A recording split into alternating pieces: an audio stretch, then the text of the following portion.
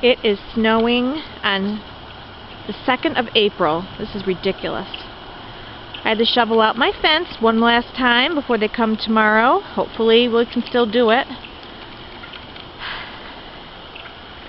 The girls enjoying a little bit of last bit of snow. Come on. Come on. Come on, guys. I would really like this to come to an end. Bye-bye, winter. Hello, spring.